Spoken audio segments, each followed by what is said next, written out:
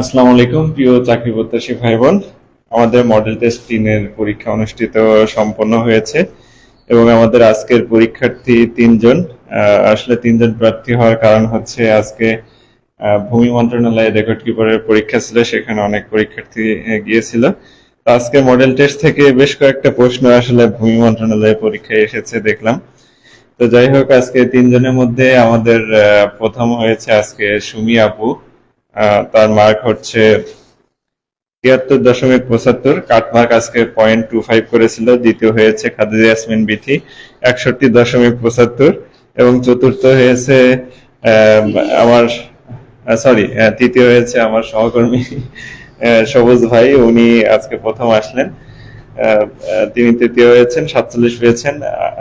তিনি ব্যস্ত থাকায় তাকেই প্রথমেই পুরস্কৃত করে তাকে বিদায় জানাবো এবং তার মুখ থেকে তার অনুভূতি শুনবো। সবুজ ভাইকে আমন্ত্রণ জানাচ্ছি তৃতীয় পুরস্কার গ্রহণ করার জন্য। তার সাথে সান্ত্বনা পুরস্কার স্বরূপ একটি কলম যা সবার জন্য থাকে এবং এক প্যাকেট বিস্কুট নাস্তা।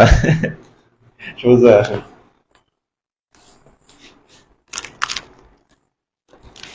ঠিক আছে, এবার সবুজ ভাইয়ের মুখ থেকে তার কিছু অনুভূতি আমরা একটু শুনবো এবং তারপর আমার সামনে শুনবো। আসসালামু আলাইকুম।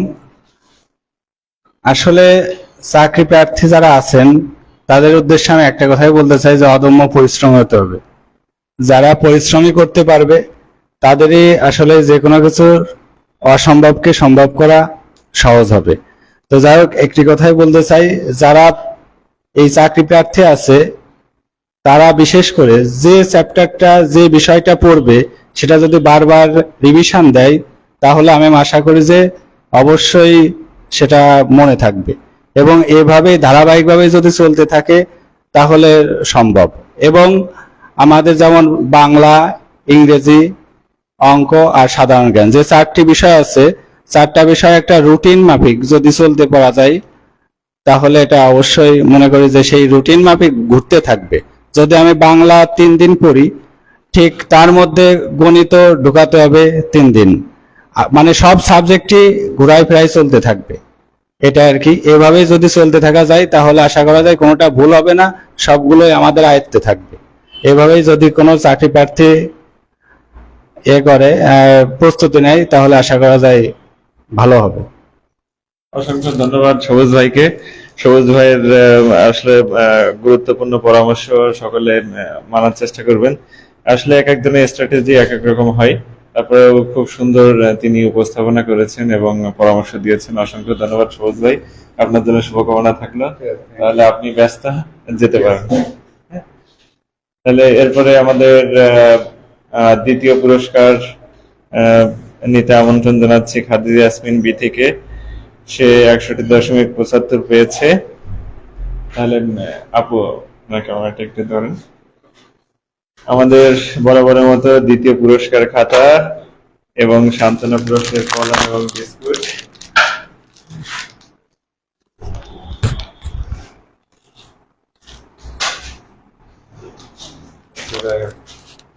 খাদিজা ইয়াসমিন বিথিকে অসংখ্য ধন্যবাদ তার ধারাবাহিকতা বজায় রাখার জন্য। সে দ্বিতীয় স্থান অধিকার করেছে।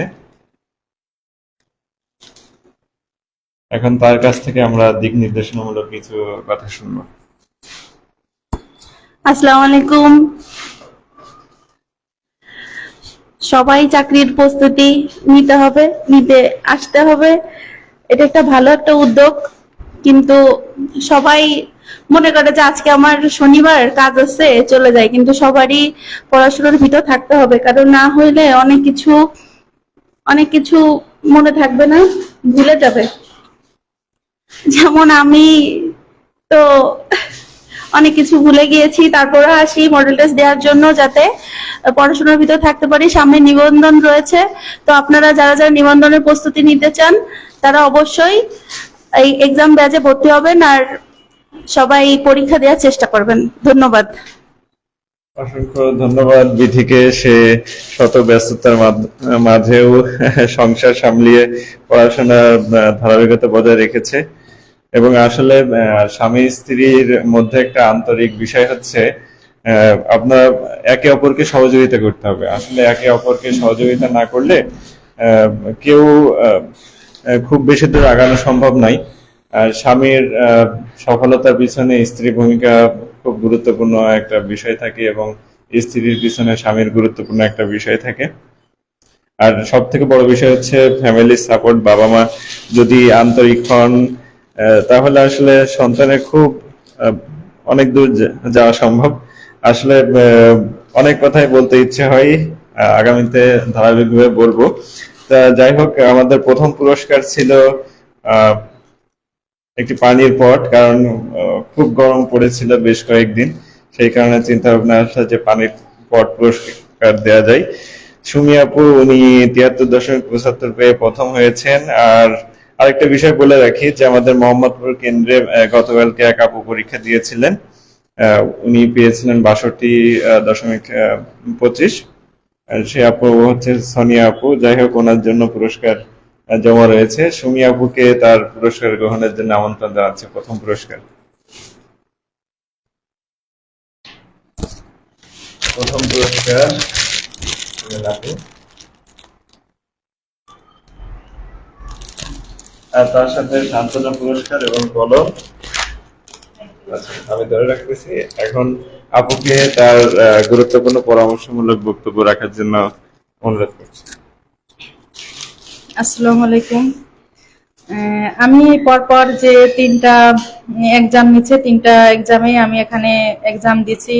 সেইখান থেকে আমি 3টা দিনের অভিজ্ঞতার কথাই বলি, যে এখানে আমি যে প্রশ্নগুলো আমি বাসায় পড়ে আসছি, মানে সেই প্রশ্নগুলো আমি এখানে এসে অনেক ভুল করতেছি। আর এর কারণ সবচেয়ে বড় হচ্ছে আমরা কনফিউশনে থাকি এবং মনোযোগ সহকারে প্রশ্নটা হয়তো বা খেয়াল করে পড়ি না। মানে প্রশ্নটা প্রথমে পড়ে বুঝতে হবে, প্রথম থেকে শেষ পর্যন্ত প্রশ্নটা পড়ে বুঝতে হবে যে প্রশ্নটা কি বলতেছে। দেখা যাচ্ছে যে এমন একটা প্রশ্ন যে সেখানে আমরা সন্ধি প্রত্যয় একই রকম মনে করে প্রশ্নগুলো ভুল করে ফেলি। এই ভুলটা আমরা করি, আর এর জন্য প্রচুর পরিমাণে হচ্ছে বাসায় পড়তে হবে আর এক্সাম দিতে হবে। আমার মনে হয় এই 3 দিনে আমি যে অনেকটা পড়াই আমি কাভার করে ফেলছি, কারণ আস্তে আস্তে করে যে এক দিনে প্রাইমারি থাকছে, নিবন্ধন থাকছে, বিসিএস থাকছে, সাম্প্রতিক প্রশ্ন থাকতেছে, সেই বিষয়ে একটু একটু করে পড়লে দেখা যাচ্ছে কি যে আমার 3 দিনে 3টা পরীক্ষাতে আমরা অনেক দূরই শেষ করে ফেলছি। এরকম একবার শেষ করলে হবে না, বারবার শেষ করে বারবার পরীক্ষার হলে আসতে হবে, পরীক্ষা দিতে হবে। এবং ওই জায়গা থেকে আমি যে প্রশ্নটা ভুল করতেছি সেটা যখন আবার কারেকশনে আমার খাতা দেখতেছে, তখন কিন্তু ওই প্রশ্নটা আমি আবার কারেকশন করে নিচ্ছি যে আমি এই প্রশ্নটার এই উত্তরটা হবে, আমি ভুল করছি। তাহলে দেখা যাচ্ছে নেক্সট টাইমে আবার কোনো পরীক্ষাতে যদি আমার এই সেম প্রশ্ন আবার আসে, আমি কিন্তু ওইটার ভুল করব না, কারণ আমি ওইটা মনে থাকবে যে পরীক্ষায় আর এর আগে আমি গতবার যে পরীক্ষা দিছিলাম সেইটাতে আমি এটা ভুল করছিলাম এবং এটার উত্তর এটা হবে। মানে আমি যতটুকু আমি সুবিধা পাচ্ছি এবং আমি আমার সুবিধার কথাই বলতেছি, আমার মনে হয় এই সুবিধাটা শুধু আমি না, সবাই পাবে যারা এক্সাম দেবে। বিশেষ করে এই জন্যই সবাইকে বারবার করে যত বেশি এক্সাম দেওয়া যাবে বইটা তত রিভিশন হবে, আর ভুল ত্রুটিগুলো তত বেশি আরো সংশোধন হবে।